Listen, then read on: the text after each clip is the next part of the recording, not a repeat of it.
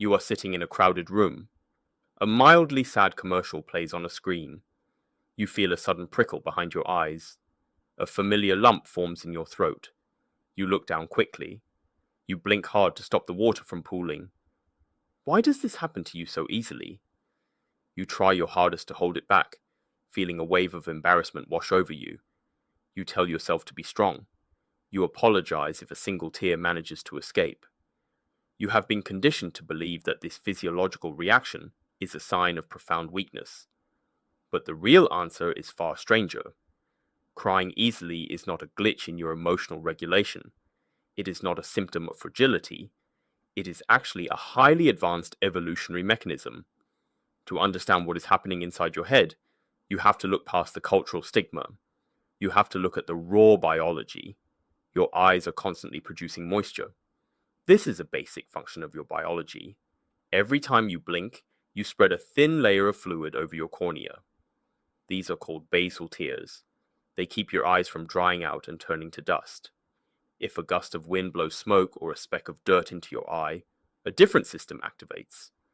Your lacrimal glands flood your eyes with a larger volume of fluid to wash the invader away. These are called reflex tears. They are entirely mechanical. Every animal with eyes has these two types of tears, but humans possess a third type. Only humans produce emotional tears. Why are you the only creature on this planet that leaks fluid from your eyes when you feel overwhelmed? The secret is hidden in the chemistry of the water itself. In the 1980s, a biochemist named William Fry conducted a massive study on the composition of human tears. He collected basal tears from subjects by exposing them to cut onions. Then, he collected emotional tears by making them watch deeply tragic movies. The chemical difference between the two fluids was staggering. Frey discovered that emotional tears are not just water and salt. They are packed with a specific set of hormones and proteins. When you cry out of sadness, frustration, or profound beauty, your tears contain high levels of adrenocorticotropic hormone. This is one of your body's primary stress hormones.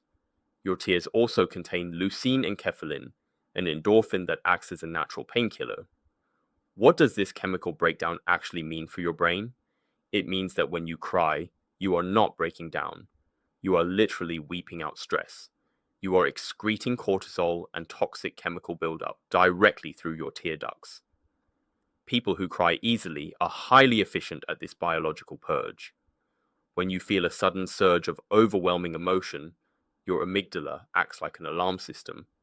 It registers a massive spike in psychological stress. It sends an immediate distress signal to your hypothalamus. Your hypothalamus then activates your autonomic nervous system, ramping up your heart rate and tightening your muscles. This is the classic fight or flight response. You feel tense. You feel trapped. How do you escape an invisible psychological threat? If you are someone who cries easily, your brain has a shortcut. Instead of trapping that stress in your muscles, your brain signals your lacrimal glands to open the floodgates. As the tears fall, a massive neurological shift occurs. Crying heavily stimulates the vagus nerve. The vagus nerve is the main information highway of your parasympathetic nervous system. This is your body's rest and digest network. When the vagus nerve is activated, it acts like a physical brake pedal on your racing heart. Your breathing slows down. Your muscles finally relax. Your brain floods with oxytocin and endogenous opioids. This is why you often feel remarkably calm, clear-headed, and deeply exhausted after a heavy crying session. Your body just executed a chemical reset. People who do not cry easily miss out on this rapid biological decompression. They carry that excess cortisol in their bloodstream. They store that physical tension in their shoulders, their jaw, and their digestive tract. By refusing to let the tears fall, they force their internal organs to process the stress slowly over days or weeks. When you cry easily, your brain is simply choosing the most efficient biological path to return to a state of calm. You are utilizing an evolutionary pressure valve, but the benefits of crying extend far beyond your own internal chemistry. Why did human beings evolve to display this emotional purge right in the middle of their faces? For millions of years, Your ancient ancestors lived in a brutal, unforgiving world. Survival depended entirely on social cohesion. If you were cast out of the tribe, you died. If the tribe turned against you, you died. You needed a way to communicate extreme distress, submission, or a desperate need for help without making a sound that would attract predators. A neurologist named Michael Trimble spent years studying the evolutionary origins of crying. He noted that while animals vocalize their distress through whimpers and howls, humans evolved the silent tear. Tears are a highly visible, highly specific social signal. When early humans developed self-awareness, they also developed the capacity for profound grief and deep empathy. How do you prove to another human that you are not a threat? You show them your tears. Crying is a physical manifestation of vulnerability. It blurs your vision. It temporarily handicaps you. By crying in front of someone else, you are biologically signaling that you are disarmed. You are signaling that you need their protection. Ad Vingerhoutz, a leading clinical psychologist and researcher on crying, discovered that human tears contain a powerful social trigger. When people see tears on another human face, it almost always suppresses aggressive behavior in the observer. It actively triggers the release of empathy and bonding hormones in the person watching you cry. Tears act as a biological glue. They force humans to stop fighting and start comforting each other. If you cry easily, it means you have a highly responsive empathetic network. Your mirror neurons are firing rapidly. You are deeply attuned to the emotional state of the environment around you.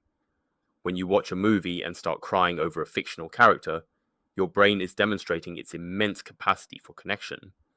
You are simulating their pain so intensely that your body reacts as if the threat is happening to you. This hyper-empathy is the exact trait that allowed human beings to build complex societies. It is the trait that allowed us to care for our sick, protect our weak, and cooperate on massive scales. Crying easily is not a defect. It is the pinnacle of human evolutionary social intelligence. So why does society treat it like a disease? The answer lies in the modern industrial world. For the last few hundred years, human culture has been obsessed with productivity, logic, and mechanical efficiency. The workplace was designed for machines, not biology. In a corporate environment, raw emotion is viewed as an unpredictable variable. It is seen as a disruption to the workflow. Society created a false narrative that crying means you have lost control of your rational mind. You are told that leaders do not cry. You are told that strong people simply absorb the pain in silence. But this modern cultural standard is a biological illusion. It is a dangerous suppression of a vital human function.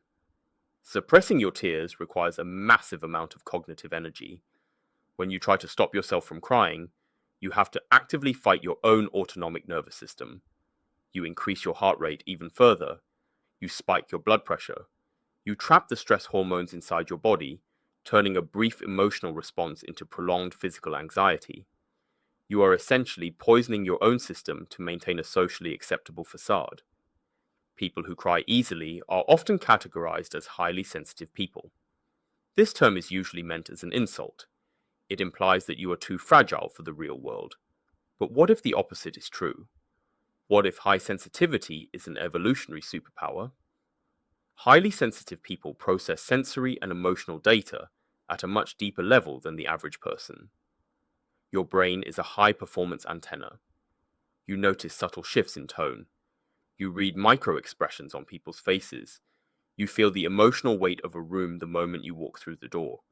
Because you take in so much data, your emotional cup fills up much faster.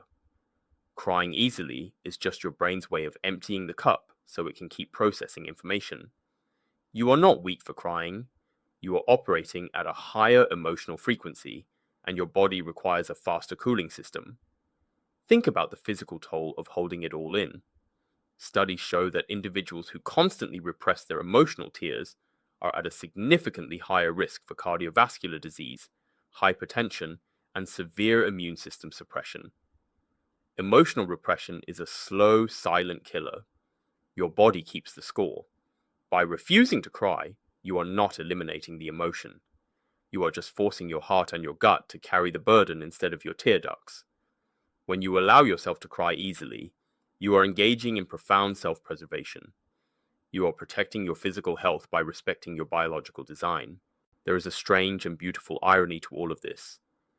The very people who are mocked for crying easily are often the ones best equipped to handle long-term trauma.